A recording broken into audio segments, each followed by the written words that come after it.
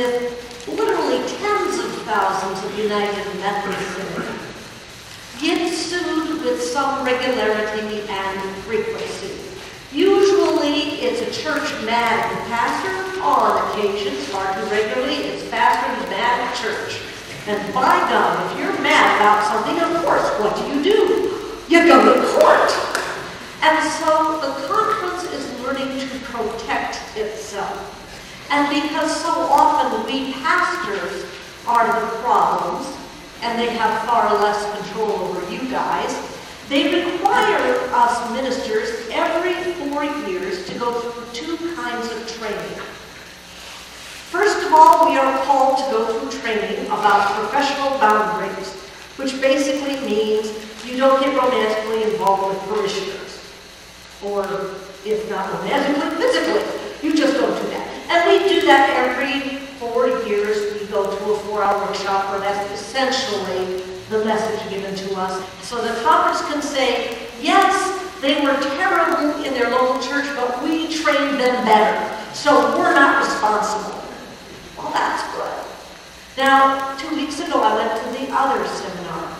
It was 4 hours with 6 hours of a computer seminar ahead of time on diversity. So now, if I discriminate against any of you on the basis of race, faith, sexual orientation, where you come from geographically, or all kinds of other things, the conference can wash its hands of me and say, not our fault, we taught her better. She went to the required diversity workshop, don't blame us.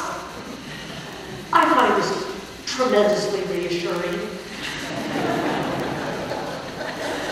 So, in the diversity workshop, where I learned not to discriminate against you guys, they had a variety of words on sheets that we're supposed to fill in, things about those categories of persons that we may not believe, but which are common in society.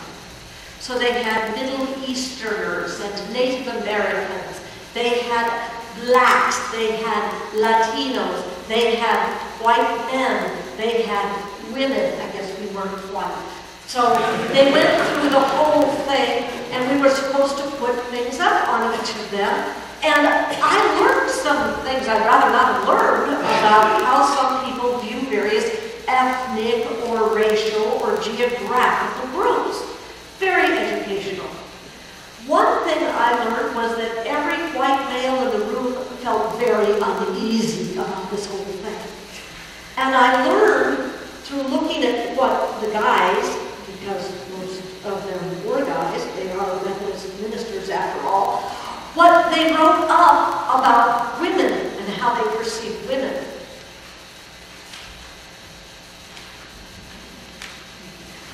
And I wasn't very happy with a lot of stuff they put up there. Then they asked us to go around with red and blue dots and put red dots on what we think are commonly thought things, but not by us. And blue dots on things that we believe. When I looked over at the woman's chart again, I was even more depressed. And thinking, my gosh, they really think that? Because there was a whole string of blue dots by one item about women in particular. Now, mind you, the white male was all over the board.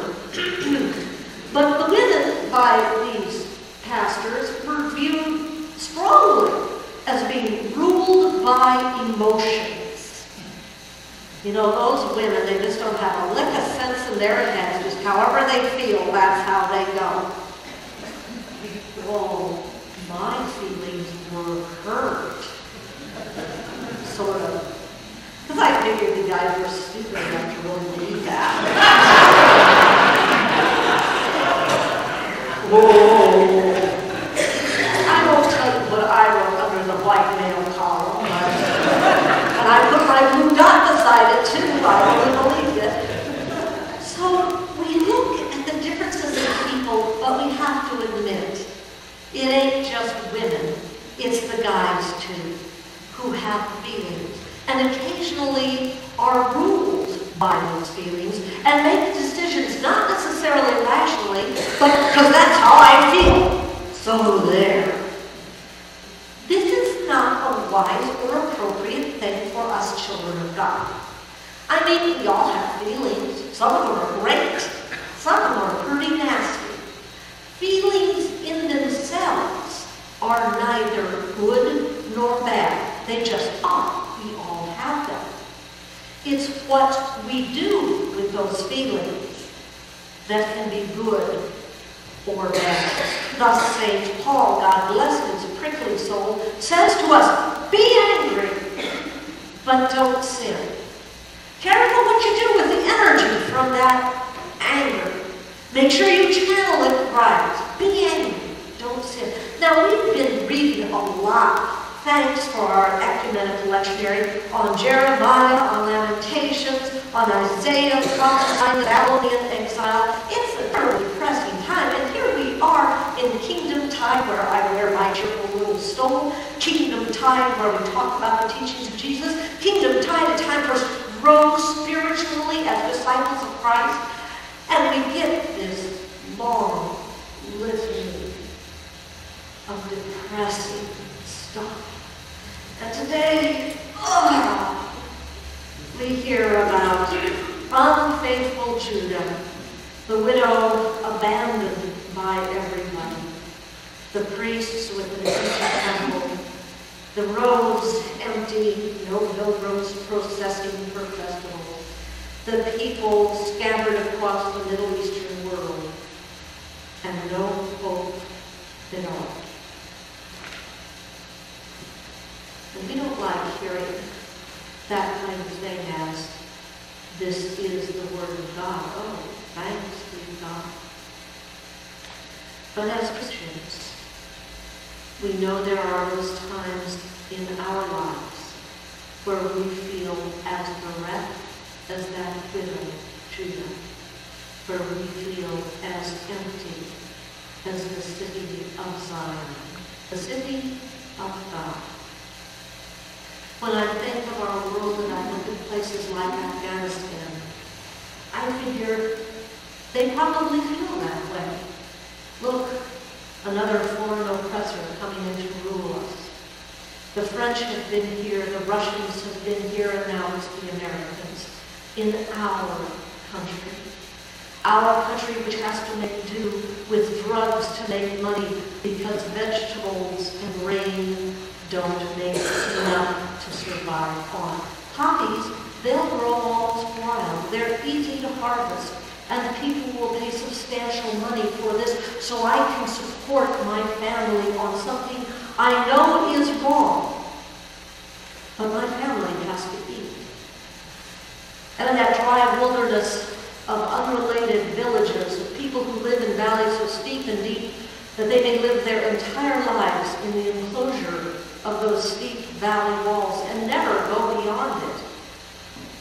The villages that are reached only by muleback, by visiting Christian doctors who are killed by people who are armed rebels. The country that has been torn by violence at one point was the most heavily armed nation in the world, thanks to the United States giving them guns, surface-to-air missiles and grenades to fight the Russians, and now we are battling our own weapons.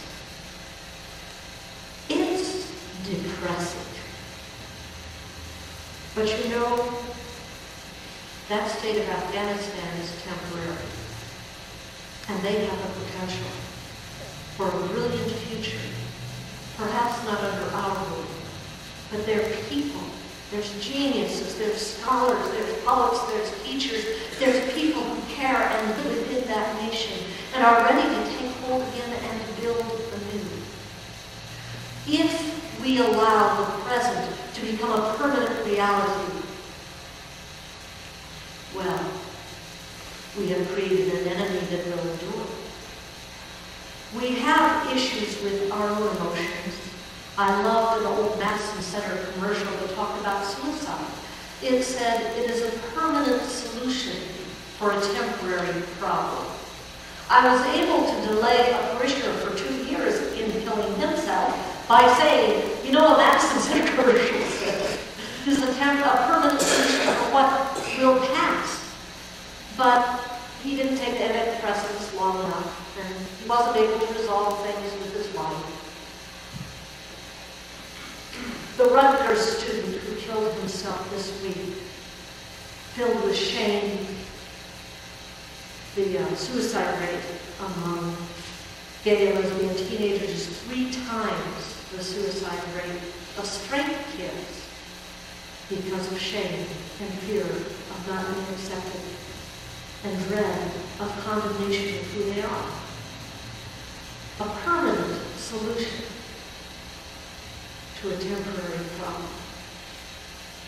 You and I sometimes buy into that and say, it's not going to change, I'm going to make permanent decisions on the basis of how I feel right now.